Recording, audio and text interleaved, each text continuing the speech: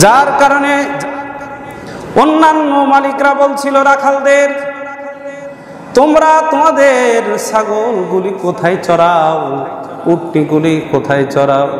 ওই যে হালিমার ছাগল আর উটনি যেখানে চড়ায়, হালিমার ছাগল আর উটনি ঘাস খেয়ে পেট পরিপূর্ণ করে বাড়িতে ফিরে স্তনে দুধ পাওয়া যায়।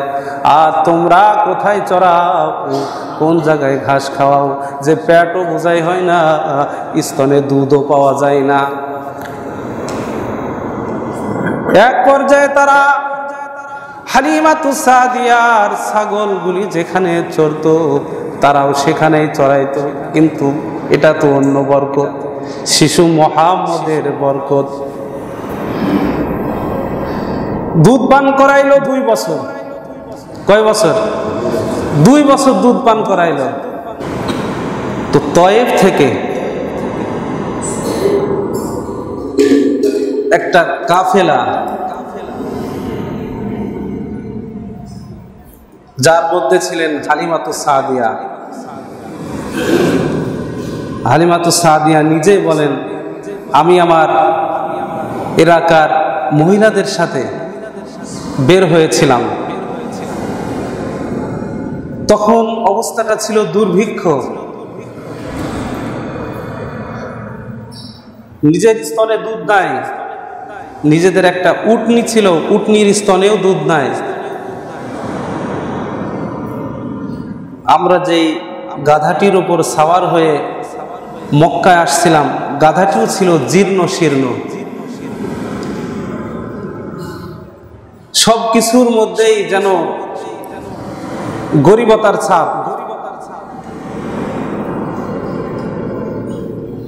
এই দুর্ভিক্ষের মধ্যে একটা গাধার উপরে, মাদি গাধার উপরে সাওয়ার ছিলাম। হালিমাতুস সাদিয়া বলেন, আমি, আমার জামাই মানে স্বামী আর আমার সন্তান, তার নাম ছিল আব্দুল্লাহ। হালিমার সন্তানের নাম কি ছিল? আব্দুল্লাহ। তাহলে এক গাধার উপরে সাওয়ার হয়েছেন 3 জন। দুর্ভিক্ষ, জীর্ণ শীর্ণ গাধা।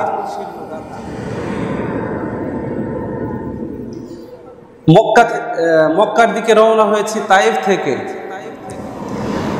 সবাই আগে চলে যায়, আমার গাধাটি পিছনে রয়ে যায়, মক্কায় চলে গেছে।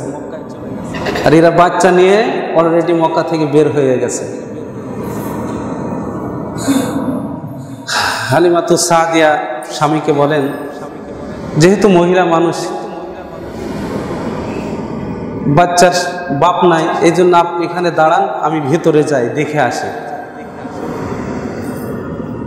হালিমাতুস সাদিয়া ঘরের দরজায় গেছে, গিয়ে সালাম দিয়েছে, আসসালামু আলাইকুম ওয়া রাহমাতুল্লাহি ওয়া বারাকাতুহু। ঘরের ভিতর থেকে আমিনা উত্তর দিচ্ছে, ওয়া আলাইকুম আসসালাম ওয়া রাহমাতুল্লাহি ওয়া বারাকাতুহু। এরপরে আমিনা বলছেন ঘরের মধ্য থেকে, দরজা দেওয়া, কে আপনি? হালিমা বলছে, আমার নাম হলো হালিমাতুস সাদিয়া। চিনলাম না তো আপনাকে। বলে, আপনি চিনতে পারবেন না, আমি তয়েফ থেকে আসছি, আমি একজন ধাত্রী, দুধ পান করানোর জন্য আসছি। আপনার বাড়িতে নাকি একটা সন্তান আছে, সেই সন্তানকে দুধ পান করানোর ইচ্ছা করেছি, তবে না দেখা পর্যন্ত আমি আপনার সন্তান নেব না, আগে দেখব, এরপরে সন্তান নেব। তখন আমিনা বলেন, ঠিক আছে, আপনি আসুন।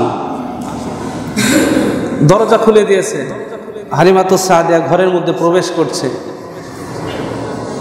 প্রবেশ করে দেখছেন যে আমিনা ঘরে আসন দিয়ে বসা আছে, তার কোলে বিশ্বনবী আছে, কিন্তু চেহারার উপরে কাপড় দেওয়া। হালিমাতুস সাদিয়া বলেন, বোন, আপনার সন্তানকে একটু দেখান। আমিনা বলেন, তুমি আমার সন্তানকে দেখো, কাপড় দেওয়া আছে তো মতো।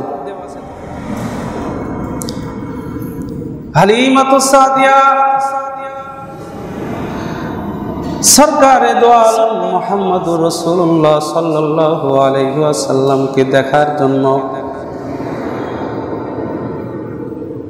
আমিনাকে বলছেন, বোন কাপড়টা সরায় দাও। আমিনা নবীজির চেহারা থেকে কাপড় সরায় দিয়েছেন। হালিমাতুস সাদিয়া বলেন, নবীজির শিশু মুহাম্মদের চেহারা দেখার সাথে সাথে আমার মায়া লেগে গেছে। আমিনা বলেন, বোন সকাল থেকে সন্ধ্যা হয়ে যায়, অনেক ধাত্রী আসছিল, কেউ আমার সন্তান নেই নাই, শুনছে তার বাবা নাই, এতিম সন্তান মনে করে কেউ নেই নাই। বোন তুমি আমার সন্তান নেওয়ার জন্য আসছো বোন। এর দ্বারা আমি যে এত খুশি হয়েছি, এত আনন্দিত হয়েছি, যা আমি ভাষায় প্রকাশ করতে পারবো না। হালিমাতুস সাদিয়া বলেন, শিশু মুহাম্মদকে দেখে ঘর থেকে বের হয়ে আসলাম। স্বামী যেহেতু বাইরেই দাঁড়িয়ে আছে, স্বামীকে বললাম, স্বামী এই বাচ্চা দুনিয়ার কোনো সাধারণ বাচ্চা আমার মনে হয় নাই।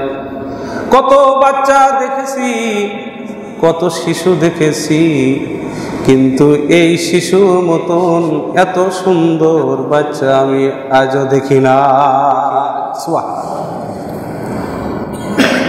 এই সন্তানের পিতা, এই সন্তানের মা, এই সন্তানের আত্মীয় স্বজন যদি কোনো টাকা পয়সা নাও দেয়, সন্তানের প্রতি যে মহাব্বত আর ভালোবাসা আমার পয়দা হয়েছে, এই সন্তানকে না নিয়ে আমি তায়েফে ফিরব না। হালিমাতুস সাদিয়া এবার আবার ঘরের মধ্যে ঢুকছেন। হালিমাতুস সাদিয়া বলেন, নবীজি তখন ঘুমন্ত। হালিমা বলেন, আমি তো নবীকে দেখলাম, শিশু মুহাম্মদ আমাকে দেখে নাই। এই জন্য মনে মনে চাচ্ছিলাম শিশু মুহাম্মদ যদি আমাকে একটু দেখতো। ভাবতে ভাবতেই শিশু মুহাম্মদের চোখের পাতা নড়ে উঠল। সুবহানাল্লাহ। হালিমাতুস সাদিয়া বলেন, শিশু মুহাম্মদের চোখ যখন নড়ে উঠল, মনে হলো এ কেমন যেন ফুটন্ত গোলাপের পাপড়ি, যা মৃদু বাতাসে দোল খাচ্ছে। সুবহানাল্লাহ। হালিমা বলেন, শিশু মুহাম্মদ আমাকে দেখলো। শিশু মুহাম্মদ দেখা, মুহাম্মদ বাচ্চার শিশু মুহাম্মদ তার ঠোঁটটা একটু বাঁকা করলো। বাঁকা করে যখন মুস্কি হাসি দিল, আমার কলিজা খান খান হয়ে গেল। আমি বললাম, বোন তোমার সন্তান মুহাম্মদকে আমার কোলে তুলে দাও বিসমিল্লাহ বলে। আমি না বিসমিল্লাহ বলে হালিমার কোলে মুহাম্মদকে উঠায় দিল। হালিমাতুস সাদিয়া বলেন, মুহাম্মদ শিশু মুহাম্মদকে আমি কোলে নিলাম, কোলে নিয়ে বের হয়ে পড়লাম।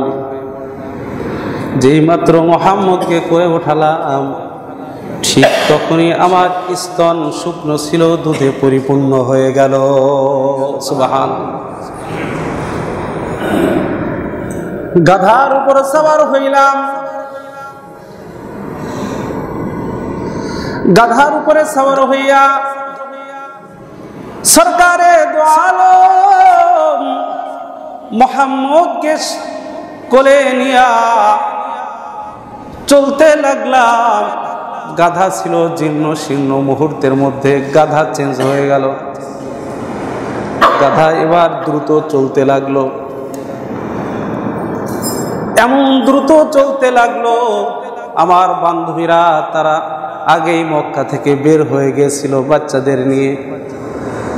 হালিমাতুস সাদিয়া বলেন, মোহাম্মদ, শিশু মোহাম্মদকে কোলে নেওয়ার সাথে সাথে গাধা এত দ্রুত চলতে লাগলো, কিছুক্ষণ পরে আমি আমার বান্ধবীদের পেয়ে গেলাম। সুবহানাল্লাহ। বান্ধবীরা বলে, হালিমা তুমি না আমাদের পিছনে ছিলা,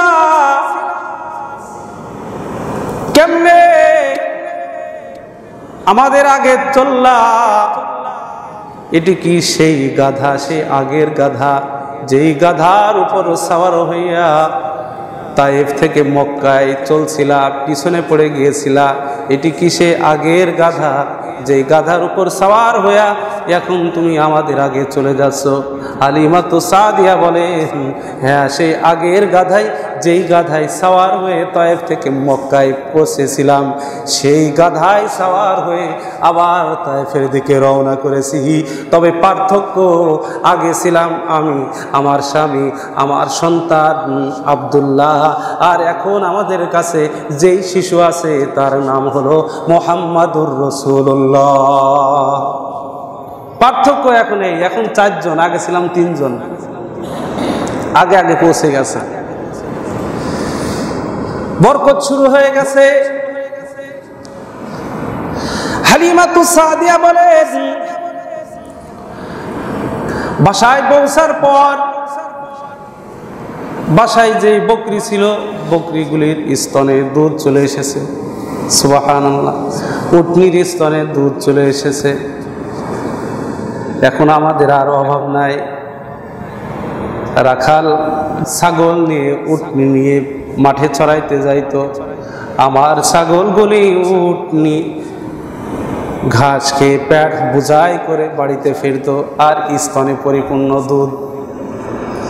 কিন্তু অন্যান্য যারা ছাগল চড়াইতো, যেহেতু দুর্ভিক্ষ ছিল, এই দুর্ভিক্ষের কারণে তাদের ছাগলগুলি আরো জীর্ণ শীর্ণ হয়ে পড়ছিল, উটনিগুলি আরো জীর্ণ শীর্ণ হয়ে পড়ছিল। ছাগলের স্তনে দুধ নাই, উটনির স্তনে দুধ নাই, যার কারণে অন্যান্য মালিকরা বলছিল রাখালদের, তোমরা তোমাদের ছাগলগুলি কোথায় চড়াও, উটনিগুলি কোথায় চড়াও? ওই যে হালিমার ছাগল আর উটনি যেখানে চড়ায়, হালিমার ছাগল আর উটনি ঘাস খেয়ে পেট পরিপূর্ণ করে বাড়িতে ফিরে স্তনে দুধ পাওয়া যায়, আর তোমরা কোথায় চড়াও, কোন জায়গায় ঘাস খাওয়াও, যে পেটও বোঝাই হয় না, স্তনে দুধও পাওয়া যায় না। এক পর্যায়ে তারা হালিমাতু সাদিয়ার ছাগলগুলি যেখানে চড়তো তারাও সেখানেই চড়াইতো, কিন্তু এটা তো অন্য বরকত, শিশু মুহাম্মদের বরকত।